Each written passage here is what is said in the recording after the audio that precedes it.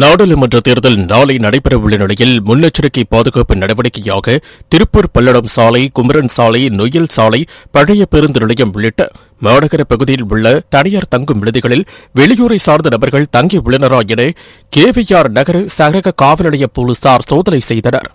மேலும் விடுதிகளின் வருகை பதிவேடுகள், அறையில் தங்கியிருப்பவர்களிடம் முறையான ஆவணங்கள் உள்ளதா என்றும் ஆய்வு மேற்கொண்டனர்.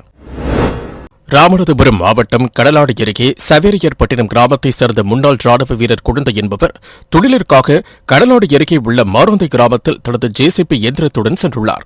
அப்போது ஆப்பனூர் கிராமத்தைச் சேர்ந்த ஒப்பந்ததாரர் முருகானந்தம் என்பவர் முன்விரோதம் காரணமாக தனது ஆதரவாளர்கள் 10 பேர் கொண்ட கும்பலுடன் சேர்த்து முன்னாள் ராணுவ வீரர் குழந்தையை தாக்கியுள்ளனர். இதில் காயமடைந்த அவர் மதுரை தனியார் மருத்துவமனையில் சிகிச்சை பெற்று வருகிறார். இந்நிலையில் இதுகுறித்து இவர் கடந்த 2 தினங்களுக்கு முன்பு புகார் கொடுத்தும் முருகானந்தத்தின் உறவினர்கள் காவல் நிலையத்தில் பணிபுரிவதால் நடவடிக்கை எடுக்கவில்லை என கூறி செவரியார்பட்டினம், செவரியார் சமுத்திரம் ஆகிய 2 கிராம மக்கள் கருப்பு கொடியுடன் தேர்தல் புறக்கணிப்பில் ஈடுபட உள்ளதாக அறிவித்தனர்.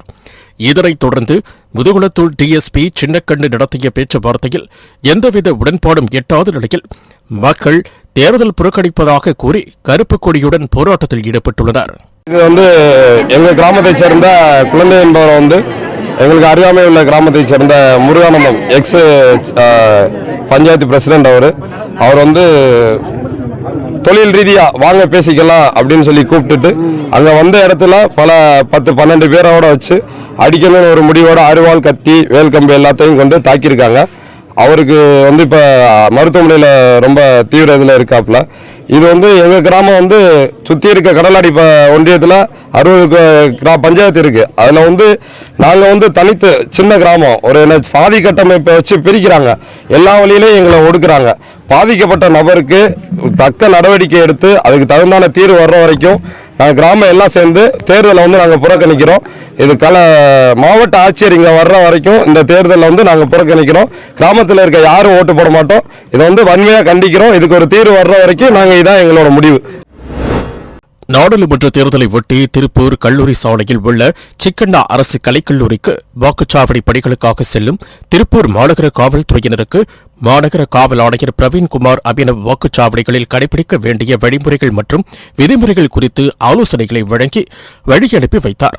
இதேபோல் திருப்பூர் மாநகரங்களில் உள்ள 67 வாக்குச்சாவடிகள் மற்றும் அவினாசி, பல்லடம் உள்ளிட்ட பகுதிகளுக்கும் தமிழ்நாட்டைச் சேர்ந்த 250 ஊர்காவல் படையினர் மற்றும் தெலுங்கானாவைச் சேர்ந்த 160 காவலர்கள், 50 முன்னாள் படை வீரர்கள் என மொத்தம் 1500 பேர் பணியாற்றுவதற்காக அந்தந்த வாக்குச்சாவடி மையங்களுக்கு வெளியனுப்பி வைக்கப்பட்டனர்.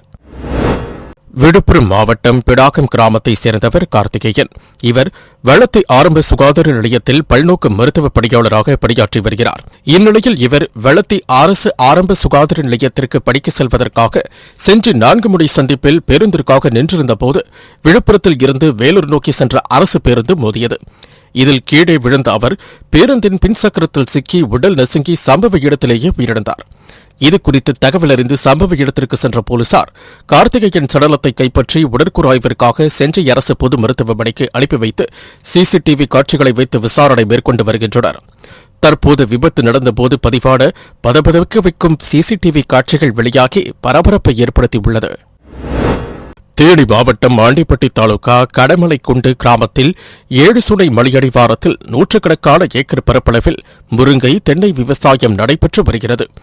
இந்நிலையில் நேற்று இரவு வடப்பகுதியில் இருந்து வந்த யானை கூட்டம் தங்கராஜ் என்பவருக்கு சொந்தமான தென்னை தோப்பிற்குள் புகுந்து 100க்கும் மேற்பட்ட தென்னை மரங்களை உடைத்து சேதப்படுத்தியது. இதனைக் கண்டு அதிர்ச்சி அடைந்த அவர் உடனடியாக கண்டமனூர் வனச்சரக அலுவலகத்திற்கு தகவல் தெரிவித்தார். அதன் பெயரில் கண்டமனூர் வனச்சரகர் திருமுருகன் தலைமையிலான வனத்துறையினர் தோட்டத்திற்கு சென்று ஆய்வு மேற்கொண்டனர். பின்னர் உரிய நிவாரணம் பெற்றுத்தர நடவடிக்கை எடுப்பதாக தெரிவித்தனர்.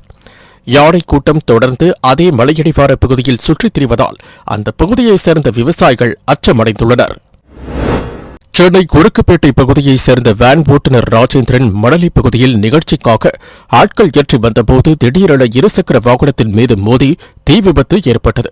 இதில் இருசக்கர வாகனத்தில் வந்த இளைஞர் சுந்தரராஜன் என்பவர் உடல் கருகி சம்பவ இடத்திலேயே பரிதாபமாக உயிரிழந்தார். இந்த சம்பவத்தில் ஈடுபட்ட வேன் ஓட்டுநர் ராஜேந்திரனை பொதுமக்கள் பிடித்து அடித்து காவல் நிலையத்தில் ஒப்படைத்ததாக கூறப்படுகிறது. இந்நிலையில் சாத்தாங்காடு காவல் நிலையத்திற்கு விசாரணைக்காக அழைத்துச் செல்லப்பட்டதாக கூறப்படும் வேன் ஓட்டுநர் ராஜேந்திரன் மருத்துவமனையில் அனுமதிக்கப்பட்ட நிலையில் உயிரிழந்துள்ளார். அவருக்கு பின்தலையில் காயம் இருந்ததாக கூறப்படும் நிலையில் விசாரணைக்காக அழைத்துச் செல்லப்பட்ட இடத்தில் கடுமையாக தாக்கப்பட்டாரா அல்லது பொதுமக்கள் தாக்கியதில் காயம் ஏற்பட்டதா என்பது குறித்து விசாரணை நடைபெற்று வருகிறது. செங்கல்பட்டு மாவட்டம் மதுராந்தகம் நகரில் சுண்ணாம்பேடு சாலையில் ஸ்ரீ ரேணுகா பரமேஸ்வரி மாரியம்மன் கோவிலின் எதிரே இருந்த உண்டியலை உடைத்து உண்டியலில் இருந்த பணம் மற்றும் நகைகளை மர்ம நபர்கள் கொள்ளையடித்து சென்றுள்ளனர்.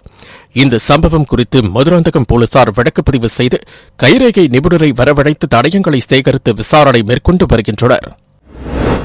கடலூர் மாவட்டம் வடலூர் 4 முனை சந்திப்பில் போக்குவரத்து காவல் இல்லாததால் அடிக்கடி சாலை விபத்து நடைபெறுவது வாடிக்கையாக உள்ளது. இந்நிலையில் அப்பகுதியில் ஏற்பட்ட போக்குவரத்து நெரிசலால் லாரி மோதி 60 வயது முதியவரின் கால் துண்டானது. இதனால் சாலையில் சென்ற பொதுமக்கள் ஆவேசமடைந்து லாரி ஓட்டுநரை தாக்க முற்பட்டனர். இதனையடுத்து வடலூர் போலீசார் சம்பவ இடத்திற்கு சென்று ஓட்டுநரை கைது செய்து விசாரணை நடத்தி வருகின்றனர். தேர்தல் நாளை நடைபெறவுள்ள சூழலில் பரபரப்பாக காணப்பட்ட வடலூர் சாலையில் இந்த சாலை விபத்தால் சாலையில் சென்ற பொதுமக்கள் அச்சத்தில் உறைந்தனர். செங்கல்பட்டு மாவட்டம் மதுராந்தகம் அடுத்த வேடந்தாங்கல் பகுதியில் உலக புகழ்பெற்ற பறவைகள் சரணாலயம் உள்ளது. இந்த சரணாலயத்திற்கு இலங்கை, ஆஸ்திரேலியா, பர்மா உள்ளிட்ட 14 நாடுகளில் இருந்து குத்தி நாரை, வர்ண நாரை, அரிவாள் மூக்கன் உள்ளிட்ட 24 வகையான பறவைகள் வந்து இனப்பெருக்கம் செய்வது வழக்கம். இந்நிலையில் நாளை நடைபெறுகின்ற நாடாளுமன்ற தேர்தல் தமிழகம் முழுவதும் முதல்கட்டமாக வாக்குப்பதிவு நடைபெறவுள்ளதால் இந்த பறவைகள் சரணாலயத்தில் பார்வையாளர்களுக்கு அனுமதி இல்லை என்று வனத்துறை சார்பாக தெரிவிக்கப்பட்டுள்ளது. தென்காசி மாவட்டம் சங்கரன்கோவில் திருவேங்கடம் சாலையில் காந்திஜி நூற்றாண்டு நினைவு காய்கறி சந்தையானது தற்காலிகமாக இயங்கி வருகிறது. இந்நிலையில் நாளை நாடாளுமன்ற தேர்தல் நடைபெறவுள்ள நிலையில் காந்திஜி நூற்றாண்டு நினைவு தினசரி மார்க்கெட் ஒருநாள் விடுமுறை என பதாகை வைக்கப்பட்டு தெரிவிக்கப்பட்டுள்ளது. மேலும் வியாபாரிகள் அனைவரும் வாக்களிக்க வேண்டும் என்ற நோக்கத்தில் இதுபோன்ற விடுமுறை அளிப்பதாக வியாபாரிகள் தரப்பில் தெரிவித்துள்ளனர்.